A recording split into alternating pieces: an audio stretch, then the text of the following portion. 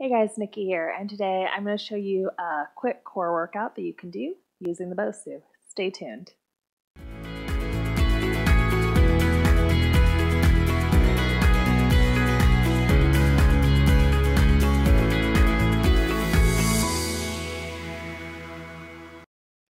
All right, so getting right into it. What I want you to do is take a seat at the front edge of your BOSU.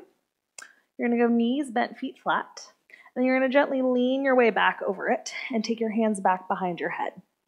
And we're just going to start with a really simple little warm-up here. So when you're ready, you're going to keep your low back gently imprinted towards the BOSU. You're going to inhale, start to lean back, and you're going to keep those ribs connected down into the BOSU as you go. So your range will depend on how much extension you have in your upper spine.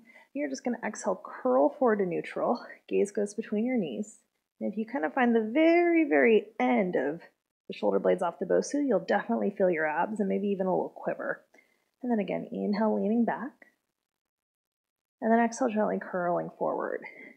And what I like about this one, as opposed to your traditional sit-up or ab prep, is you get a little bit of that active extension, or not active, really passive extension of your upper spine, which you can't get when you're starting out on the ground.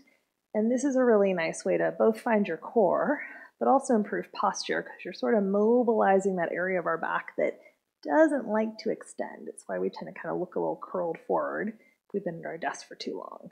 You can go two more like that. Gaze goes between the knees. Head stays heavy in your hands. And one final time. Leaning back, curling forward. And now you can reach your arms out and then roll yourself all the way up. From here, I want you to spin.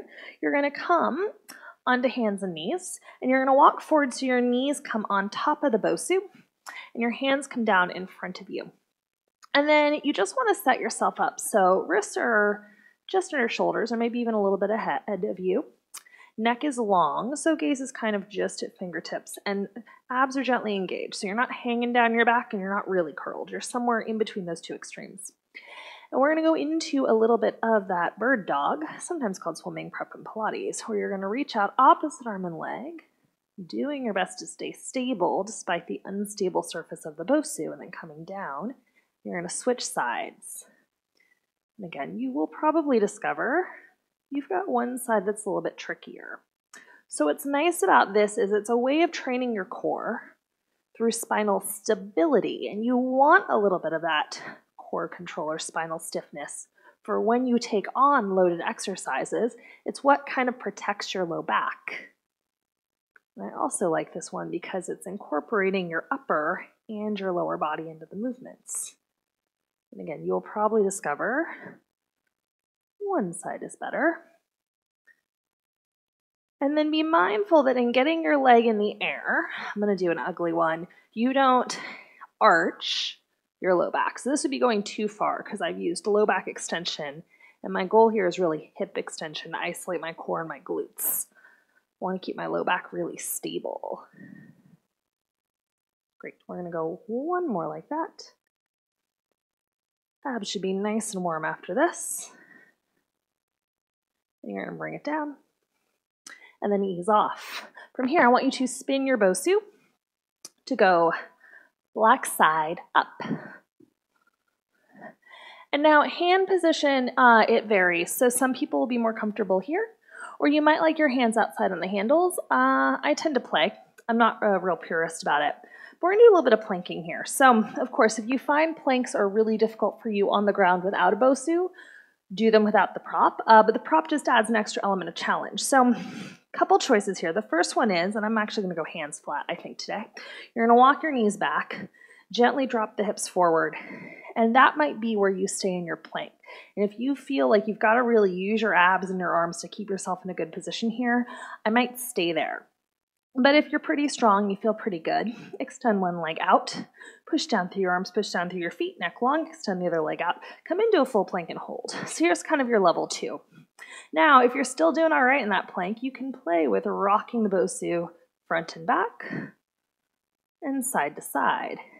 And now you're really starting to challenge the stability through your shoulders and your abdominals. Good. Just make sure you breathe as you do these. We'll go one more time. And then hold. And if you need a small break, take one knee down, take the other knee down to rest.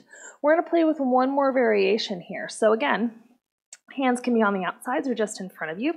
Set your shoulders so collarbones are wide and shoulder blades are flat across your back, neck long.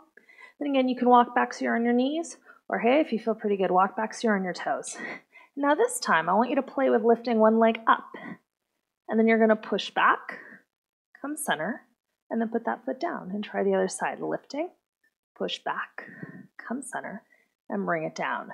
So again, you're focusing on abs, but your arms are doing some work, your legs are doing some work. Abs don't really work in isolation. Let's go one more each way.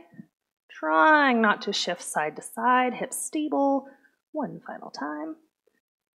Come center, take one knee down, take the other knee down.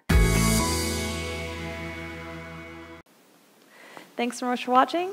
If you found this video helpful, I'd invite you to subscribe to my YouTube channel. I put out new videos every week, mostly. Take care.